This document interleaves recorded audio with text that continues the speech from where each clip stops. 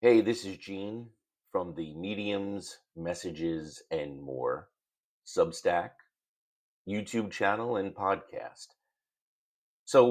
Obviously, this is our first podcast. It is podcast number one. So, right off the bat, let me please ask you to be patient and excuse any technical difficulties that we may be experiencing here today. And as we move forward, we're going to put all the bells and whistles that you have in a lot of podcasts. We're not going to make it too gorpy, but we're certainly going to have an intro song and an outro song, and we'll have some sound effects and all of that fine stuff. But for now, we're just going to do a straight up, real time podcast to get things started. So earlier today, I had recorded a video for YouTube on the topic that we're going to touch on today, and that is sports advertising, or more accurately, advertising in sports. So, the whole premise of this podcast today and the YouTube video on the Mediums, Messages, and More channel is this. If you're a consumer of sports, have you noticed the overabundance and proliferation of advertising? And I'm not even talking about commercials, like television commercials in between innings or a timeout or an intermission or a period. I'm not even talking about that. I'm talking about marketing and branding and advertising within the game. So in the YouTube video, I had mentioned that I am, first and foremost, I am a baseball fanatic. Absolutely love baseball. Have been a baseball fan my whole life. And I am a giant consumer of it. And full transparency, I consider myself a traditionalist as well, as I think most avid baseball fans, even younger ones, would lean towards describing themselves as traditionalist in baseball.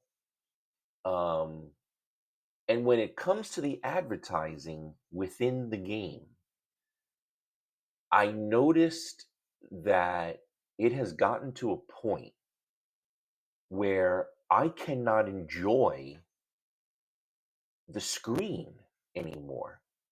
In other words, the amount of advertising and branding within the game has become so much that I find it actually distracting from enjoying the game, and I find it annoying.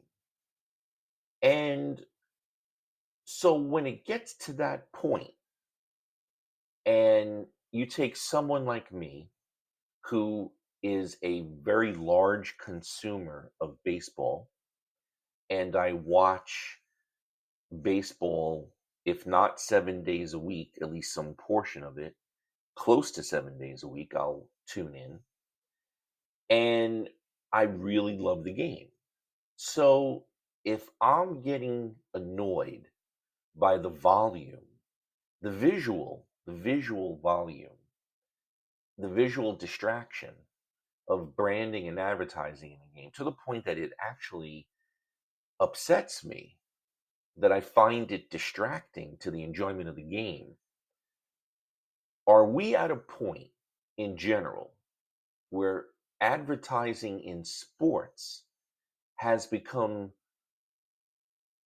so voluminous that it has become meaningless? And what I mean by that is, so the gold standard is you you have a X amount of money for an advertising campaign, and whether you're in marketing or sales, your marching orders is that this campaign, or this even one particular ad, better result in revenue, better result in sales, or at the very least give us greater visibility and exposure as a brand, positive exposure. So take baseball, because I think, in my opinion, advertising in baseball is probably the most egregious right now. So you're watching a baseball game, and from the moment you sit down and you tune in, and you have that classic vantage point of the camera from behind the pitcher looking into home plate. What you commonly see today is multiple advertisements behind home plate.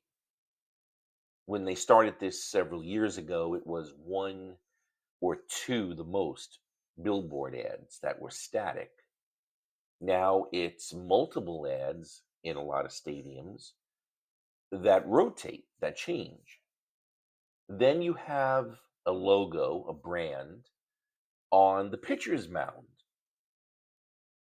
And if that's not enough, every conceivable piece of real estate within a baseball stadium has ads on the scoreboard, on the outfield wall, on the infield wall, all the decks in the infield, on the foul lines. There's ads everywhere. In the bullpens, over the bullpens, it doesn't matter. On top of that, there's these spot advertisements, right? These spot sponsorships. If someone steals a base, it's sponsored. If someone hits a home run, it's sponsored. A replay is sponsored. And then,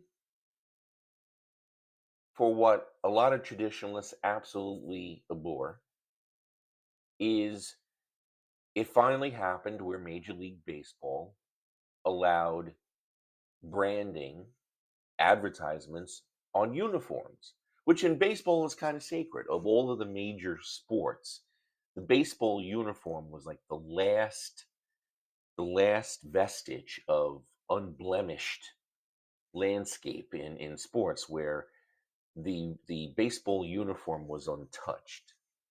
Well, a few years ago, of course, the Nike swoosh appeared on baseball uniforms, and a lot of people didn't like that and still don't like that.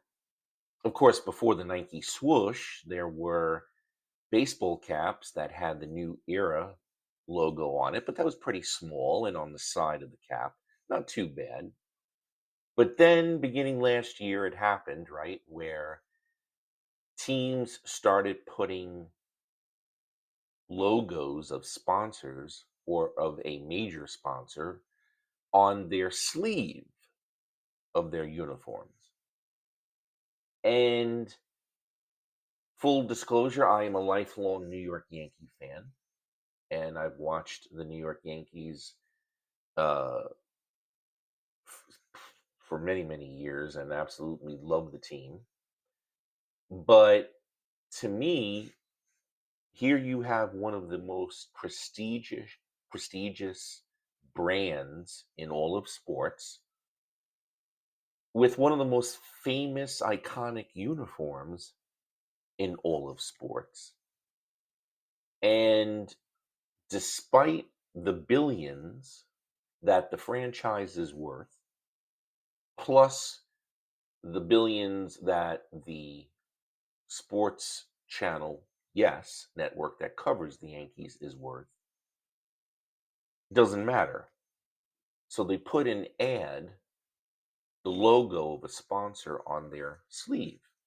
And the sponsor, for those who aren't familiar with it, who are not New York fans or don't live in the New York area, the sponsor, the sleeve sponsor for the New York Yankees, is an insurance company called Star Insurance.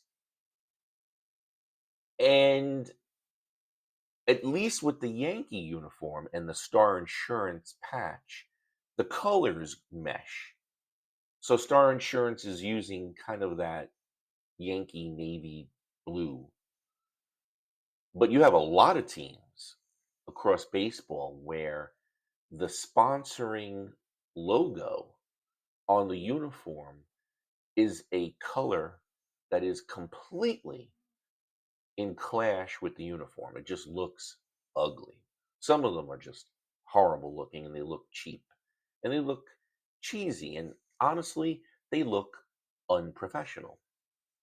So I'm saying all of this for a reason because let's take let's take the logos on sports jerseys. And it's not just baseball. The NBA has been doing it much longer. So has Major League Soccer. Hockey is now doing it. So they're all doing it now. But when you see a corporate sponsor's logo on your favorite team's uniform, how does it make you feel? Do you feel anything?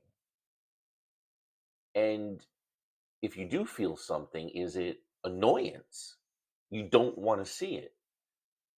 Or is it completely meaningless to you? Like you just gloss over it. It's another visual clutter to you. So it doesn't even register with you. You don't care.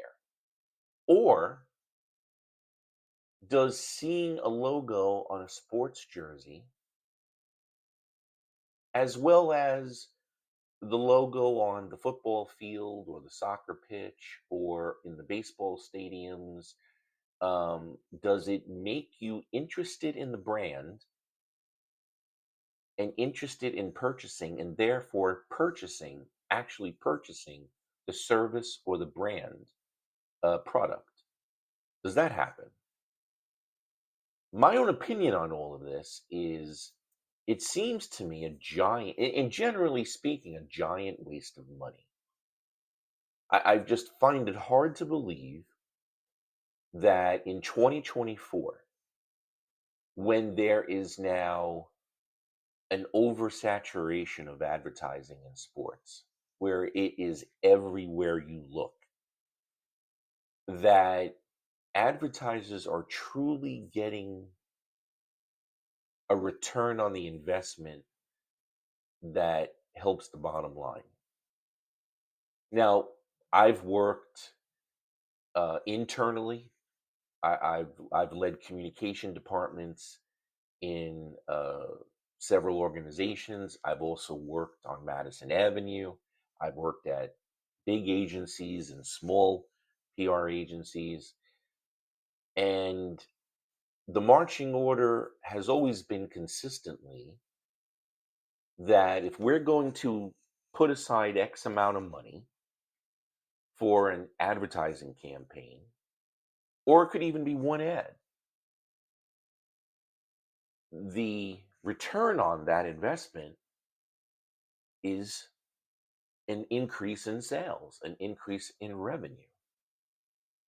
Very rarely, very rarely has it been where there was a situation for advertising and it was exclusively to just gain visibility, to exclusively just begin the process of getting a brand out there. Now, I've had that over the years.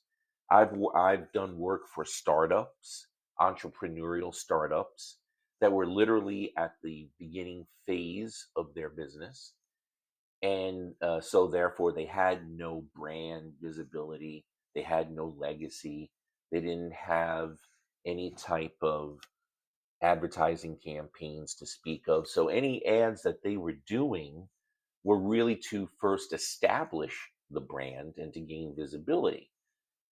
I did have also situations that I had been in over the years where I had worked for established brands that they were at a place where they had the money and it wasn't so much about revenue, even though that's always there. It has to be, right? No matter how big you are, no matter what brand you are, even if you know that you're not so concerned about bringing in revenue from the brand, from the advertising, that it's more about prestige and lifting the brand's overall optics and visibility attached to prestige events, let's say like the Super Bowl or the World Series. That can happen, but even attached to that, that can only go so far. That can only go for so long because advertising is expensive and marketing is expensive and the creative process takes a long time and can be expensive. So I'm just wondering, uh, for those of you who are listening, when you watch your favorite team in your favorite sport and you see all of these advertisements, does it connect with you? Does it mean anything to you? Um, and has it ever made you actually either want to know more about the sponsor, or here's the gold standard, have you seen a brand's logo in a game somewhere, anywhere, and it made you or inspired you or reminded you to purchase the product or service from that brand? The fact is, years ago, and I came up with this. This was back in 2017. There was research done by a publication called ResearchGate, and ResearchGate had asked sports fans about how they felt about advertising in sports. And now, so this is going back years ago. And this is the reason why I brought this up, because obviously it has only gotten uh, much more prolific in the advertising volume since then. But back in 2018, there was only one sports league, if you want to call it that, that fans were overwhelmingly okay with and understood and accepted heavy advertising, and that was NASCAR. And when I saw that, I thought, well, yeah, that kind of makes sense because as long as I can remember, now I've never been an avid NASCAR fan, but since I'm a sports fan in general, even as a kid, I would watch NASCAR racing. I would watch the Indy 500. And for as long as I can remember, there was always, cars just covered in branding. Um, so that seemed to be a part of the culture of the sport. And I think that's something a little different that fans of NASCAR have basically for generations have been accustomed to heavy marketing, heavy advertising and branding within their sport. And it really has become part of the culture to the point where there are teams, or there are cars and groups that are known by the brand that sponsors them. You have that in soccer as well today, to a point. Maybe one of the most famous being the Red Bulls. But all of those years ago, in this survey, outside of NASCAR, um, there was a very negative response to ads on jerseys, to ads on any type of clothing that the professional players were wearing. The most ardent protesters, if you will, of this type of advertising back in 2018 in this research were those who identified themselves as very avid fans of the NFL and of Major League Baseball. So, in order, the fans that were most opposed to the heavy advertising were those of the NFL, followed by Major League Baseball, then the NBA, and then the NHL. Interesting, because all of those leagues since then have gone all in on advertising on professional uniforms, as well as far greater advertising anywhere else they can place it. So, this research was out there years ago that fans who consider themselves top supporters, top consumers of a particular league, they were against this. It didn't matter. And I found that a little interesting. Um, on top of that, younger fans, now this is again going back to this research by ResearchGate in 2018, you could start to see the generational shift taking place in 2018 already. Because in that survey, younger fans were more receptive, if and kind of use that loosely. Younger fans were described as more supportive of ads on uniforms. Um, and we know today that all of the major leagues of sports in the United States have said publicly that they're all trying to appeal to the younger demographics, college and younger, because regardless of the league, it is increasingly difficult to get the attention and to get the consumerism of that age group, those demos. They're just not that interested in watching or attending as the older generations are. So we know that there's a lot of research on that. And what kind of goes hand in hand with this research from several years ago is that younger fans in 2018 as well as in 2024, very bluntly, they have been so um, overstimulated visually by gaming that watching a real life sporting event and the advertising that goes with it probably seems a lot less slower and a lot less intense than what they are experiencing either with their VR or anything else considering gaming. And I know, having heard some interviews of sports executives across different leagues, they've kind of acknowledged that the heavy visuals is not something that they're so concerned about with the younger viewer, because one, the younger viewer isn't viewing.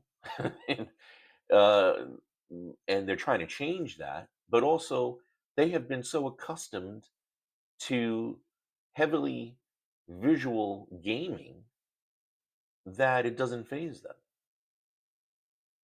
So just something to think about there.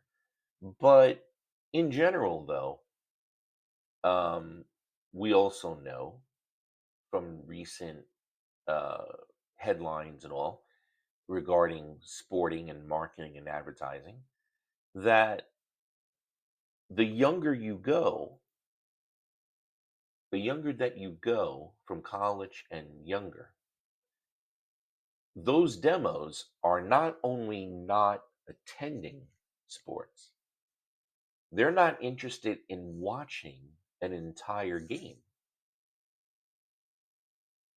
And for those demos, their exposure to a game, in quotes, a single game, is increasingly exclusive to highlights. And of course, that is disturbing, for sports leagues. Um, is it an existential threat? Depends on the percentage, I guess, right? Of the folks we're talking about. But it is out there in the last several months. There have been reports on the fact that younger demos cannot sit and watch an entire football game, baseball game, basketball game, what have you. Baseball gets the most negative publicity about the length of game, but it's not just baseball, it's sports in general. Young people, and this is from college and younger, they can't, or they don't want to, or they have no interest in sitting and watching a game in person or by screen. And the extent that they do watch, in quotes, watch a game is by looking at the highlights.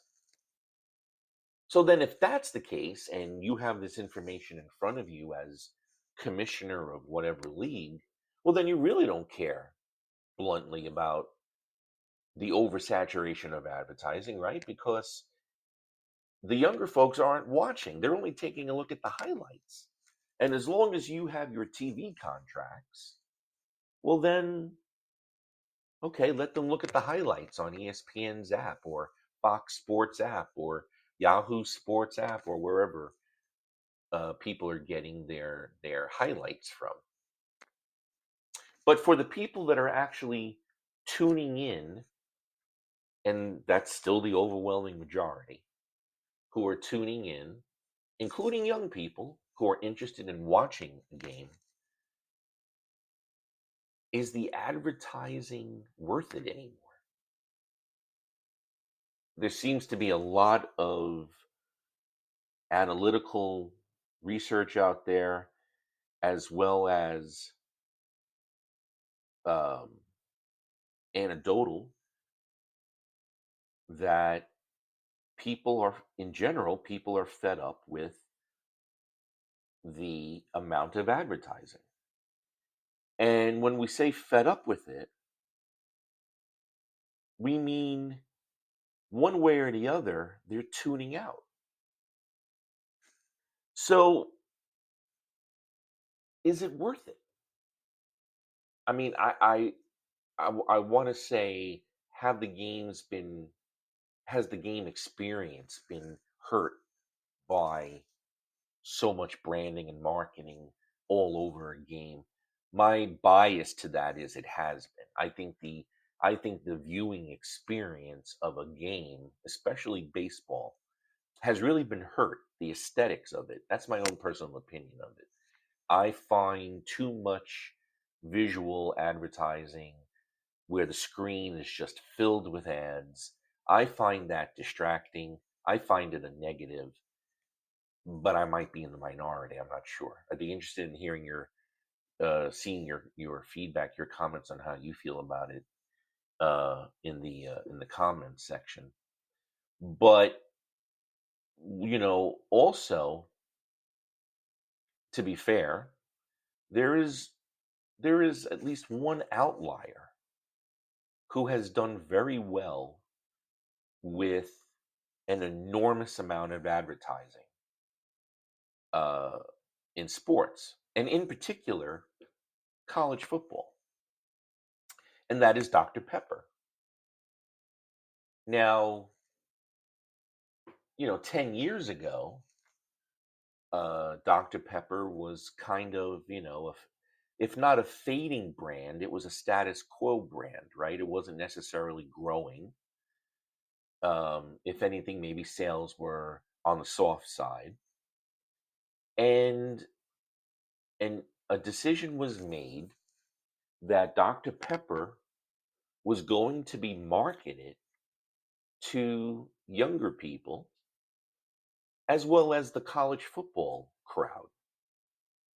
And really, for I think 7 or 8 years now, Dr. Pepper has been so synonymous with college football that you think of one and the other. It's at a point where, the college football season had its week 1 full slate of games last weekend, and there were a lot of people looking forward to the quote new season of Dr. Pepper commercials. And so when you look at that brand's investment in advertising in sports, now granted, it's not sports in general.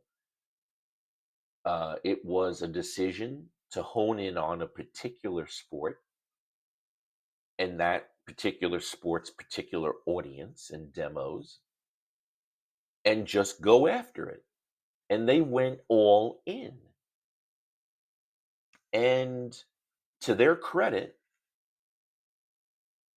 earlier this year, Dr. Pepper rose in sales to now be the second most popular drink in the United States. And this is for a brand that, again, had been, existing. It was obviously a legacy brand. It had its core consumers. It had an identifiable brand and legacy to it, all of that. But it wasn't, it wasn't necessarily growing. It was there. And they went all in. And in 2024, they are now the second most popular soft drink, only behind Coca-Cola. Now, for perspective, in 2024, Coca-Cola, which is still the leader of the market, has about a 19 to 20% market share. And Dr. Pepper is about at 8.5%. And they just jumped over Pepsi. Pepsi had been in second for years, and Pepsi's at about 8.3, 8.2. So Dr. Pepper overtook Pepsi to be the second most popular soft drink brand. There, um, obviously, that's in revenue. That's an increase in sales, and obviously, it happens during the current continuing ad campaign. So there, you can make a point that here is a brand that invested tens of millions of dollars over years and went all in aligning themselves with a sport, and it paid off for them. um, Now you have to have that budget, you have to have that patience, you have to have that vision, and you have to be in a particular place like Dr. Pepper was, where this is going to work for you.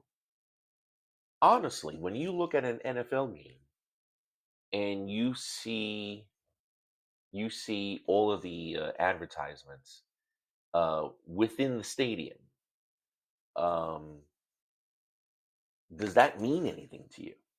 Let me. So I'm located here in North Jersey. I'm a Jersey guy, born and bred, lived in New Jersey my whole life, and um, as I'm doing this and talking about this, I'm thinking of MetLife Stadium. And I don't mean to pick on MetLife Stadium, but and I'm not picking on MetLife or MetLife Stadium, but for all of the years that MetLife has had its name on that stadium off of Route 3 in the Meadowlands of New Jersey, how many of you wanted to know more about MetLife because of the branding on the stadium? How many of you took a further step and actually purchased services or a product from MetLife? because of the branding. Did it connect with you at all? Or is it just, again, nothing? It just doesn't register with you. Um, you could say that about so many stadiums, right? Barclays in Brooklyn. Does Barclays generate any revenue, any sales? Are there any metrics to show, to prove that putting Barclays' name on the center in Brooklyn has resulted in sales? I don't know. I don't know.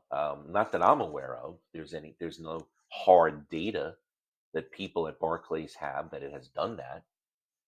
And you could go on and on and on. Tonight, the 2024 um, NFL season begins in Kansas City, and it's a rematch of the AFC Championship game from last season, where it's the Baltimore Ravens against the Kansas City Chiefs. The Kansas City Chiefs stadium, which had been known as Arrowhead for years and years and years, um, was rebranded.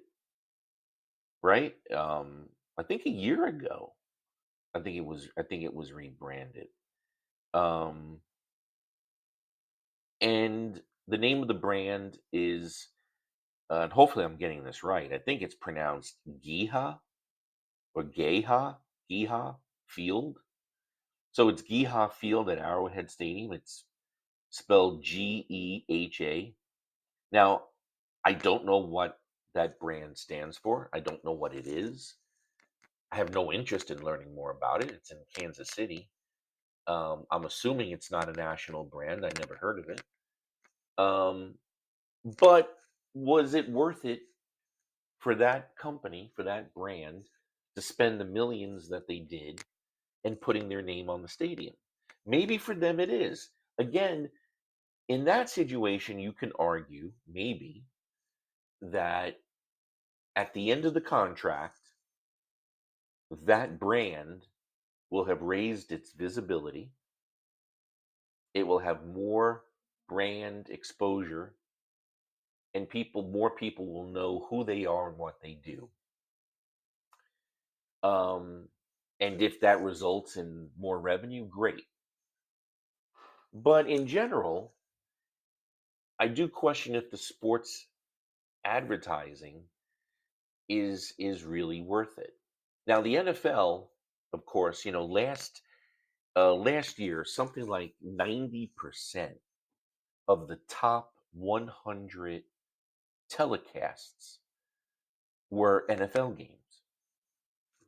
It's a ridiculous number, but this has been going on for years, where the NFL literally owns 9 out of 10 or 8 out of 10 uh, of every 10 most viewed programs, and they absolutely own the top 100 every year.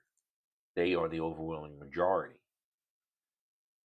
So at least with that, if you're advertising on television, doing commercials, you know that there are very few, there's literally probably less than two handfuls of programs that are going to give you the audience that an NFL game provides. That's old school metrics, though. When I was starting out and I was working, whether I was working in house or I was working at an agency, it was a little simpler in the sense that the bulk of advertising was done in print, namely newspapers and magazines. And I got to be honest with you, back in the day, um, even though I started out in journalism, my roots are in journalism as a newspaper guy writing for a daily paper. Um, I couldn't believe when I found out years ago, when I found out that a full page ad in not even the New York Times, but in some regional papers, could cost you 30, $40,000 for one ad one day. I was amazed that newspapers got that type of advertising, and that that business model lasted as long as it did because really, I remember very clearly. I would write a story the next day, it would be in the paper, and then I'd be on the subway on to my next story, and I'd be seeing yesterday's edition or the same day edition on the floor of the subway car, and often there was an ad that was on the floor, and I'm thinking, man, someone just spent 30, $40,000 on an ad that people are literally stepping on. And I could never understand it. The only thing that made sense in the advertising world was that back then, newspapers, well, legitimate newspapers and legitimate publications would have their independent circulation audits. And so the circulation numbers were certified.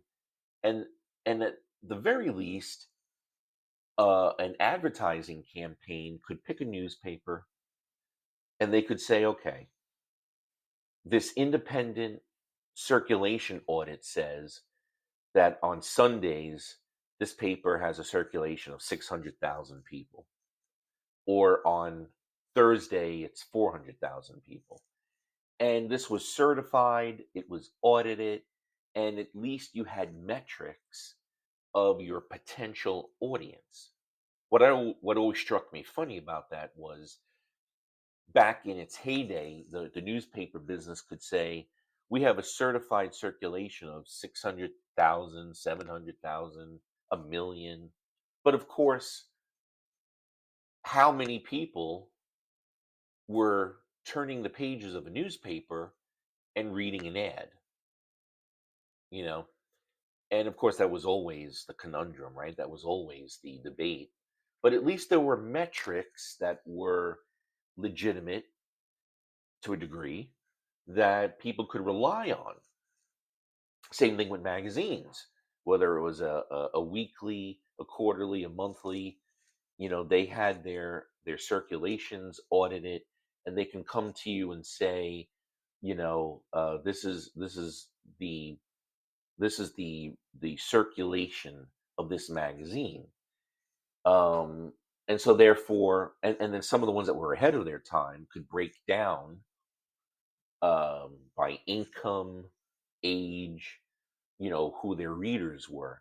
So you could at least hold on to that if we're going to spend X amount of money on this media outlet, this is our potential audience that we could reach, and a percentage of that audience has an income of whatever, 100,000 or greater, whatever, right? So at least you could hold on to some metrics. Now, if it didn't result in revenue, well, you're in trouble. The same thing with Nielsen, right? The NFL television, even today, even though Nielsen has amended the way they're doing viewing audiences for the better, probably, but at least there's some sort of science that the networks and advertisers kind of agree on that it's accurate enough that you can get a snapshot of what the potential total audience of a show is. But when it comes to spending six figures or more on a billboard in a sports stadium, or putting your logo on a team's uniform,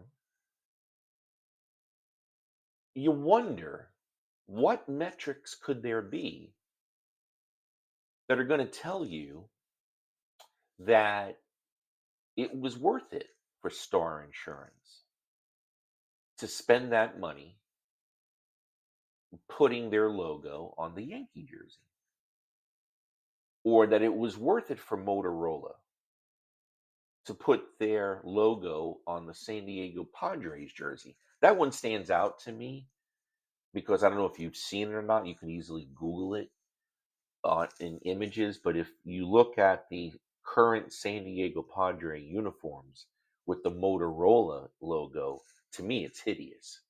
It's absolutely hideous. It doesn't go with the uniform. It's overly large. It just is ugly. Um, but those are just two examples. Those are two companies.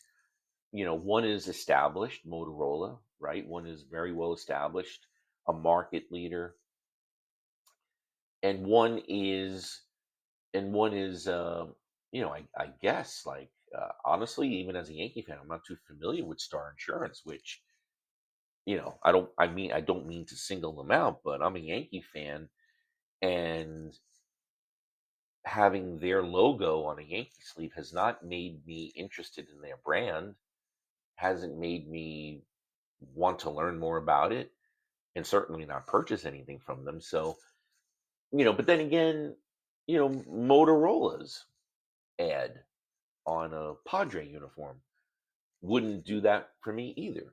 So, circling back, like, is it worth doing that? Is it even worth it? And what metrics are there that are going to tell you that that was a good investment? Again, maybe for Star Insurance, it was about, hey, we put our logo on a Yankee uniform, and when that contract is up, more people are going to know who we are. We're going to have greater brand visibility and recognition, and maybe we'll even have sales with it. Maybe they can afford that. I don't know. I don't know, but just something to think about.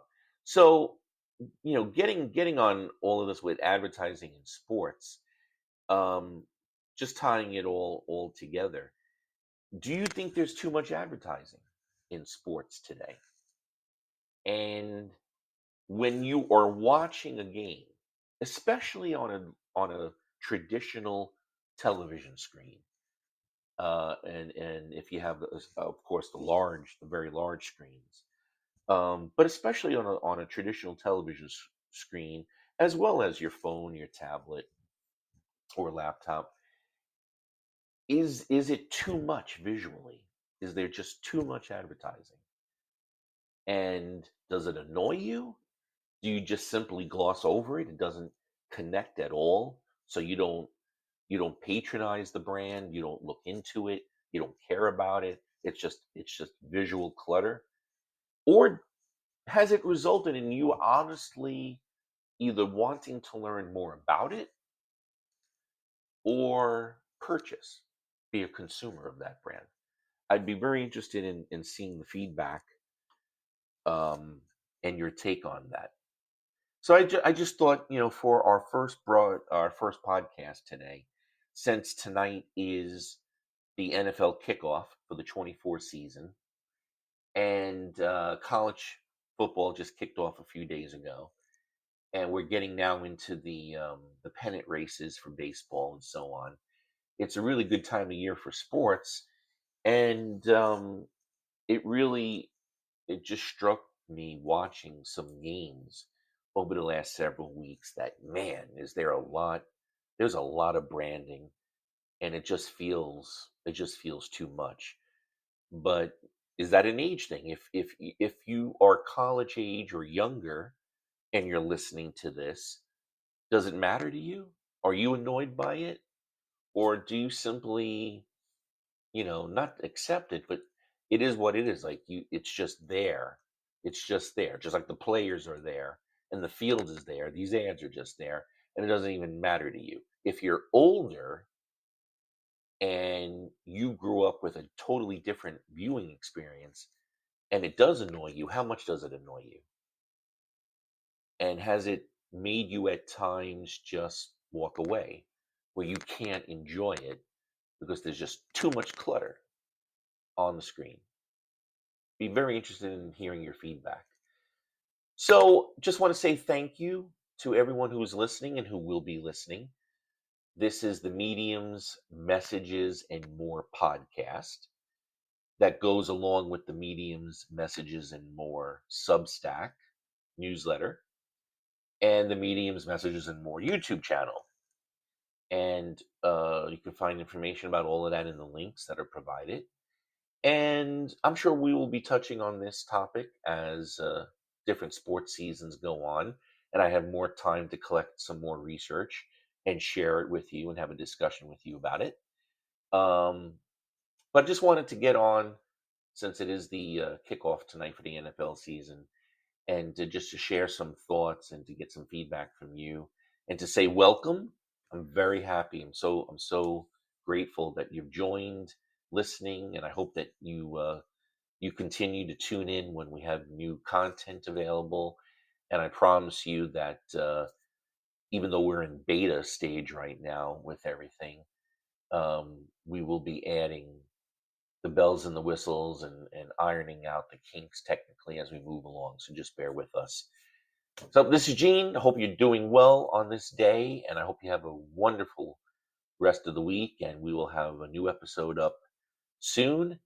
And please leave your feedback on mediums, messages, and more.